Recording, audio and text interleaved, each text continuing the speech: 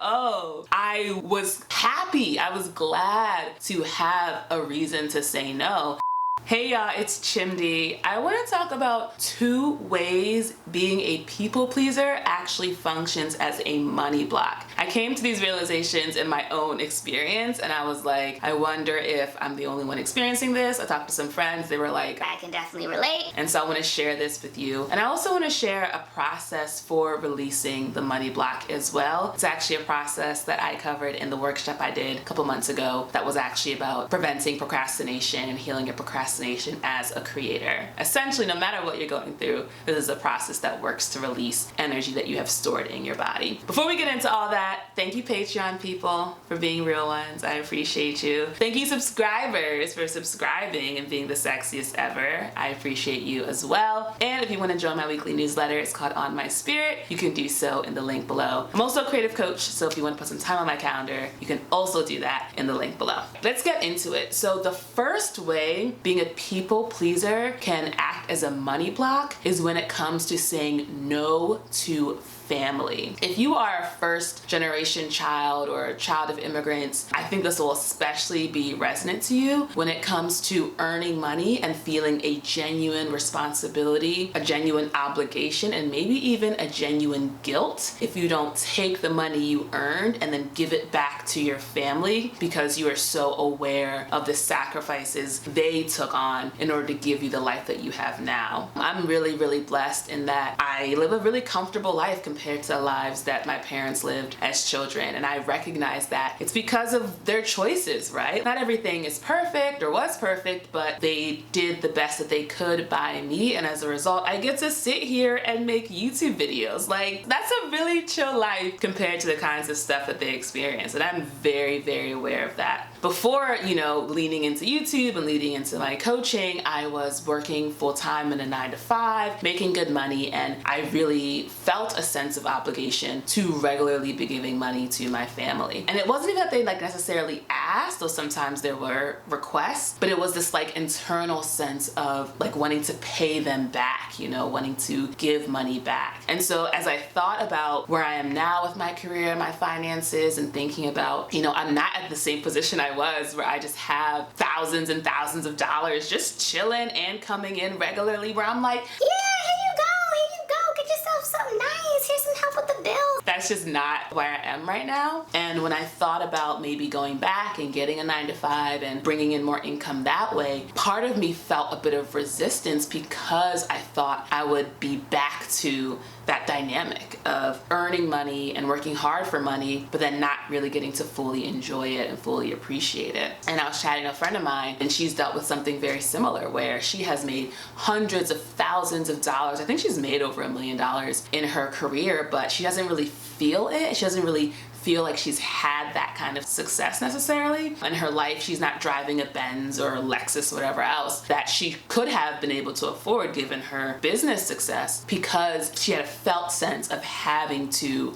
take care of her family. And so all of these gains that she made, she didn't really get to experience it. And there's resentment in that, when you do work really hard and you can't look around at your life and see the benefits. And I bring that back to people pleasing because being able to say no when you don't want to do something and say yes from an embodied place where you truly want to do something is key. And I think it's really hard when it comes to family and the additional layers of sacrifice and immigration and all these things and trauma and all these things. It makes it even harder. And so if that's not something that you have experienced or practiced doing, it can just feel so painful and you just feel like a bad person. You feel guilty. You feel like, it's not right for you to actually make money and spend the money that you make or save the money that you make for yourself or invest the money that you make for yourself. Actually, that money is supposed to go outside of you and it's wrong if you don't. And that can be a really deeply ingrained belief. That's been something I've experienced and I want to share in case you can relate. Let me know in the comments if you do. The second way people pleasing can act as a money block, it's all around,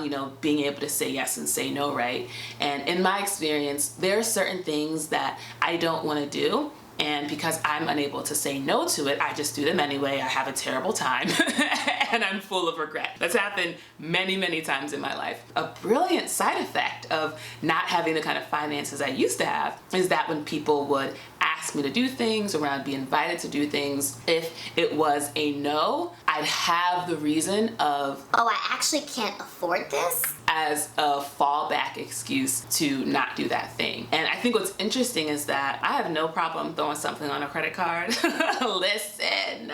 So I know that for some things, that's like, for instance, I have a friend who's getting married this summer. I'm gonna go to her wedding. Like, we gonna figure it out. You know what I'm saying? But I have other things where I'm like, this isn't really so pressing to the point where I should go into debt to do it. And so not being able to afford it is a genuine reason to not go. But I've also had experiences. This is when I realized it was a money block. There can be some guilt and some shame around not having your finances together to afford certain things, and it can feel shameful to admit it to someone, like, hey, I actually can't afford to do this thing. but what I found is that when there were experiences where I was like, oh, actually, I can't really afford to do this thing, and then where I was like, oh no, that's fine, we'll pay for you to go, I'm just like, okay, great, cool. That's when I realized, like, oh, I was happy, I was glad to have a reason to say no. And now that that reason is taken from me, now there's no veil. There's nothing standing in my way. There's no excuse for me. It's just me having to face the fact that I'm at this point unable to say no in this way. I think what's so tricky about, especially using not having money as your no, is that it makes it so that even the things that you want to do also become no's, right? Or there's this level of guilt if you are putting it on a credit card. Like, there are a lot of friends that I have all over the country, and I would love to just like go and visit them. They are now a part of my no because I can't really justify spending the money in that way. Like, it doesn't feel good to me. Whereas if I had embodied my yeses and my nos, if all that trauma was healed, if I had you know, all the fantasies we spin, then I'd be able to be like, oh yeah, I'd love to do that. And I wouldn't think anything of it because I would know that I was spending money in a really responsible way. So those are the two ways in my experience that not being able to say yes and say no when I mean it has meant that I've like kind of supported or created a situation where my yeses and my nos get said for me, which ends up making me feel powerless, or basically I'm kind of giving my power away to my financial situation. I don't want to just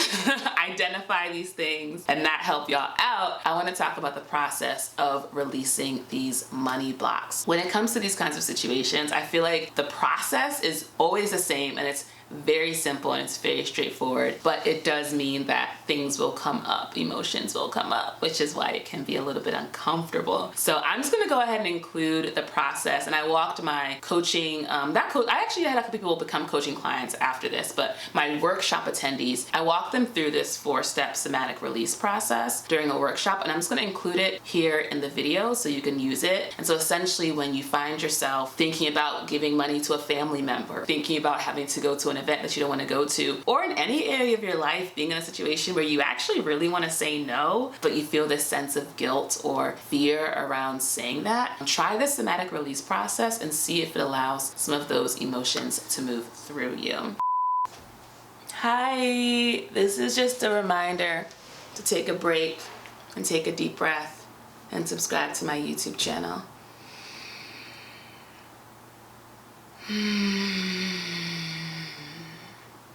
Okay, back to the video. And despite all of this, despite all of our experiences, despite any of the lack or neglect or rejection we experienced growing up, we are not the helpless babies that we were then. There is something we can do. We can shift this energy and we can return back to our body and feel safe in our body. And so that's what I want to teach you all, is this 4-step process to do just that. I am often told that I have so much energy, and you're like, girl, what you smoking to get all this energy? And I wish I was high. I don't wish I was high. I love being sober, whatever. But there is an actual process to reconnecting to this energy and getting it back in your body. And this is the actual secret to how I have so much energy. And I think it's important to note that we sometimes think like, oh, like this isn't hurting anybody for me to not express myself. There's no harm being done, but it costs energy to freeze and to not let ourselves be in our expression. And I think a great way to check for yourself if this is true is, have you ever spent time with somebody and you were like, I feel drained. This is an energy vampire. As if they took a straw and stuck it in you and just sucked out all that energy and was like, all right, peace, bye. What's actually happening there? Because they didn't do that to you. And I genuinely don't think people have any power over you that you don't give to them. What I think is happening is that because you are very, very intelligent, you are around someone, maybe it's a family member, maybe it's a coworker or a boss. It's someone who, for some reason, you can't just exit from the situation. So you have to be there. And you can tell by what they've said, by ways of being. Sometimes it's even so subtle you can't even say, you just have a feeling. This person is not safe. And if I were to be in my full expression and my full love, my full light, my full humor, my full whatever, my full weirdness, whatever it is, it would not end well for me. So I'm going to go ahead and I'm going to keep that energy to myself because it is not welcome here. And it's that process of keeping it back that takes effort and energy. And that's why you feel drained when you're gone. This is a return to the meditation chimney, all right? So it could be that this conversation might have brought some things up for you that you might want to release a little bit. I know for me, I knew I had experienced neglect because I was talking to a friend about my childhood and she just said in like a voice note, sounds like there was a lot of neglect. And I just started crying. I was like, ugh. So sometimes just hearing about the concepts can trigger that stuff because it hasn't been seen and witnessed. But if you aren't feeling any activation, which is beautiful, but you want to, consider right now if I asked you to pull out your phone and make a post about what you're working on right now, your new project, and announce to the world, like right now. If you just started reaching for your phone, is there any just energy shifts that just happen in your body? That's like a good way of knowing like, oh, there's something at work here. We're going to start with this first step, which is to identify where the feeling lives in your body. So I know for me, I tend to close my eyes so I can really like connect to myself and really feel what's happening. In the work I do with the training, we actually like practice voicing it. So we're like, oh, I'm feeling a tightness in my chest. I'm feeling sort of heaviness and this tiredness. I'm feeling this like weight in my heart and my stomach. What we want to do is honor what's showing up. That's the secret, is to not try to get rid of it, but to actually say, and this is step 2, yes, I am here. This is how I'm feeling. And it's important. And I'm going to be here with you with this feeling because you are important and you matter to me and I love you.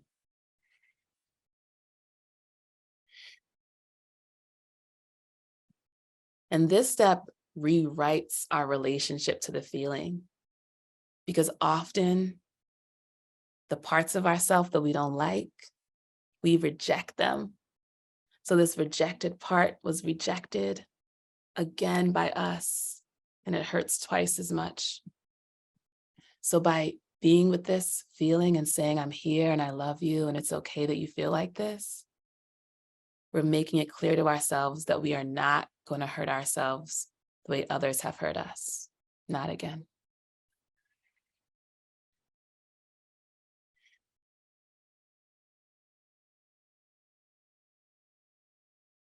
As we continue to breathe, the third step in the process is to relax the pressure and the intensity that you're feeling it with. So if you were to imagine that like the feeling was your arm, feel it as gently as if you were just touching the hairs on your arm.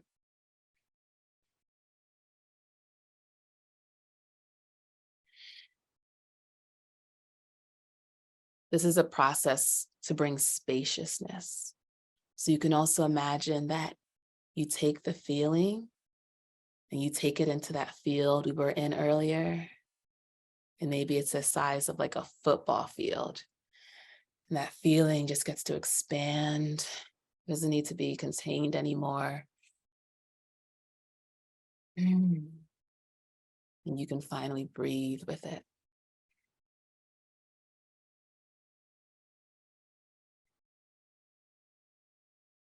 And then the final step of the feeling is to do the co-regulation. So when I'm alone, the way I do this is I'll pull in my friends. Antoinette's one of them. I'll pull in Jesus. I'll pull in Thomas Hubel, who's running the program. I'll pull in angels and saints. And I'll imagine that they're around me and they're holding space for me. And I can be in this feeling and they are with me too. Mm. And what's beautiful is that we're on a call together. So you don't have to do this alone. And I found that it's even more powerful when I'm doing this process with someone else or with a group, because then I'm actually talking to another person and that person is actually listening. So if it feels safe, you can open your eyes, you can connect to me, you can connect to us, the group. And you can feel that there are people all over the world who have felt the very thing you are feeling, that I have felt the very thing you are feeling. You are not alone in the feeling. So that is the process. I hope that helps. Let me know in the comments how you are doing with people pleasing and if you've been seeing that show up in your finances as a money block. If you want to put some time on my calendar for coaching, the link is in the description, as is the link to sign up for my weekly newsletter. Bye. I love y'all.